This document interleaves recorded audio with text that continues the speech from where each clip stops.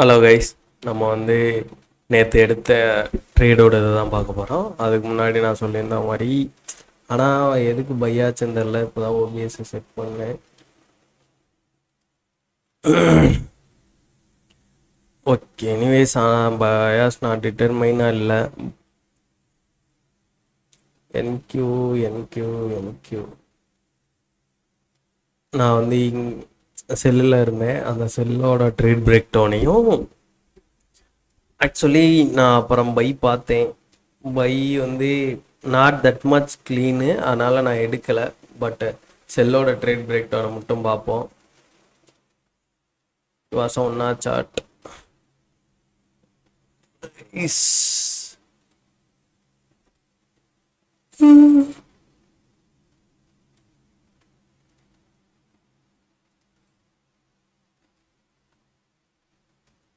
Price லிட்ரலாக week open ஆன இடத்துலையே அப்படியே க்ளோஸ் ஆகிருக்கு. உங்களுக்கே தெரியும் எவ்வளோ பாயிண்ட் மேலே போய் க்ளோஸ் ஆகிருக்கு. 100 ஹேண்டில்ஸ் மட்டும் மேலே போய் க்ளோஸ் ஆகிருக்கு. ஆனால் ஓவராலாக வீக் ஐலோ ட்ரேட் ஆனது 500 ஹேண்டில்ஸ் ட்ரேட் ஆகிருக்கு. அதில் 1% 500 ஹேண்டில்ஸ் ட்ரேட் ஆகிருக்கு. ப்ரைஸ் இந்த ஓபி கிரியேட் இது எஸ்எம்டி, இந்த ஓவரால் பெரிய எஸ்எம்டி இருக்குது. இந்த ஓபிலே ரிஜெக்ட் ஆகி ப்ரைஸ் கன்சாலேட்டுக்குள்ளே சீக்கண்ட் பேட்டர்னாக ஆயிடுச்சு. மண்டே ஐயை மட்டும் எடுக்கல, அதில் மிச்சம் எல்லா வேலையுமே பார்த்துருக்கு. எல்லா டேலையுமே எடுத்து ட்ரேட் ஆகிருக்கு. நான் ஏன் செல் பார்த்தேன்டா, ப்ரைஸ் இங்கேருந்து புஷ் பண்ணணும், புஷ் பண்ணாமல் ரிட்டன் கீழே க்ளோஸ் ஆகி இதை ஆர்டர் பிளாக்காக கன்வெர்ட் பண்ண ஸ்ட்ரகிள் ஆச்சு. அப்போ ப்ரைஸ் மறுபடியும் இதை ஆர்டர் பிளாக்காக இந்த கேண்டில் நான் ஆர்டர் பிளாக்காக கன்வெர்ட் பண்ணும்போது எனக்கு கரெக்ட் இது 10 மணி கேண்டில், நியூயார்க்கோட கேண்டில் நல்ல ஷெல்லு க்ளோஸ் வச்சுட்டு ரிவர்சல் அடுத்த 2 மணி கேண்டில் ரீட்ரெஸ்ட் ஆகி க்ளோஸ் வச்சதுக்கப்புறம் எனக்கு இங்கே ஆர்டிஆர்பி இருக்குவாசி. நான் அந்த ஆர்டிஆர்பிலேருந்து செல் பார்த்தேன். இதான் ஆர்டிஆர்பி ப்ரைஸ். இதில் ஆர்டிஆர்பிக்குள்ள போச்சு, இஎஸ் போகலை. அப்போ நம்மளுக்கு இங்கே எஸ்எம்டி கொடுத்துருச்சு. அதுக்கப்புறம் நான் வெயிட் பண்ணி நான் டேரெக்டாக 1 ஹவர்லேயே தான் என்ட்ரி எடுத்தேன்.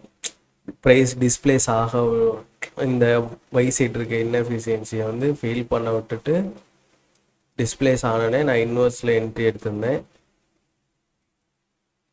இன்வெர்ஸில் என்ட்ரி எடுத்துட்டு நான் இந்த இன்வெர்ஸ் கொடுத்த கேண்டிலோட ஐயிலே ஸ்டாப்ஸ் வச்சுட்டு நான் எக்ஸிட் ஆன இடம் இந்த லோ. ஏன்னா இது ஒரு ரிலேட்டிவ் ஈக்குவல் லோ ப்ளஸ் இது ஒரு செஷனோட லோவாக இருந்துச்சு. அதுக்கப்புறம் ப்ரைஸ் இந்த டியூஸ்டேவில் வெனஸ்டே லோ எடுத்துட்டு ரிவர்ஸ் ஆயிடுச்சு. டியூஸ்டே லோ எடுக்கலையா, டியூஸ்டே லோவே எடுத்துச்சு. ஆமாம், டியூஸ்டே லோவே எடுத்துச்சு.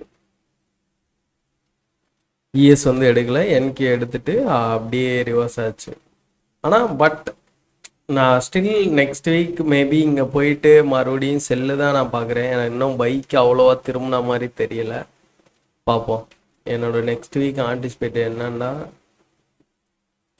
Remove drawing.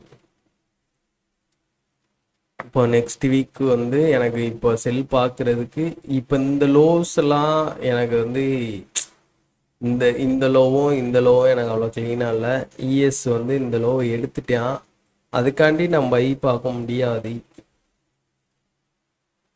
ஸோ எனக்கு இங்கே ஆர்டிஆர்பியும் இருக்குது, மேலே எஃப்இஜியும் இருக்குது. நான் இங்கே வரையும் பை பார்த்துட்டு அங்கேருந்து நான் செல்லு தான் ஃபர்தராக நெக்ஸ்ட் வீக்கும் பார்க்குறேன்.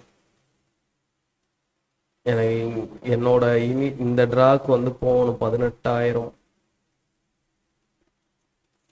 I was expecting from here 18,000. நம்மளுக்கு தெரியும்ல நம்ம எங்கேருந்து 18,000 எக்ஸ்பெக்ட் பண்ணுறேன்னு. பார்ப்போம் 18,000 போகுதான். தீஸ் லோஸ் எனக்கு மேபி ஏப்ரல் லோ ஃபார்ம் பண்ணால் கூட ஓகே தான். ஏப்ரல் லோ ஃபார்ம் பண்ணிட்டு அதுக்கப்புறம் திரும்பினா கரெக்டாக இருக்கும். ஜான் ஃபிப் எஸ் மேக் பண்ணல, அப்போ பிரச்சனை இல்லை. கீழே வந்துட்டு போகணும், பார்ப்போம். எப்படி பண்ணுறாங்கன்னு. இதுதான் என்னோட நெக்ஸ்ட் வீக் ஆன்டிசிபேஷன். என்னன்னா, எனக்கு இங்கேருந்து இங்கே பை பார்த்துட்டு அங்கேருந்து செல் கொடுத்தா செல் பார்ப்பேன். இதுதான் என்னோட நெக்ஸ்ட் வீக் ஆன்டிசிபேஷனாக இருக்கும். என்கியூவில் வந்து பார்ப்போம் எப்படி போகுதுண்டு. அதே மாதிரி இந்த இந்த வீடியோவில் உங்களுக்கு கரெக்டாக கேட்குதான்ட்டு எனக்கு சொல்லுங்கள். நான் செக் பண்ணியிருக்கேன், நாய்ஸும் இது பண்ணுறதுக்கு போட்டிருக்கேன். பார்ப்போம் எப்படி இருக்குன்ட்டு. நீங்கள் சொல்லுங்கள் எனக்கு செக் பண்ணிவிட்டு.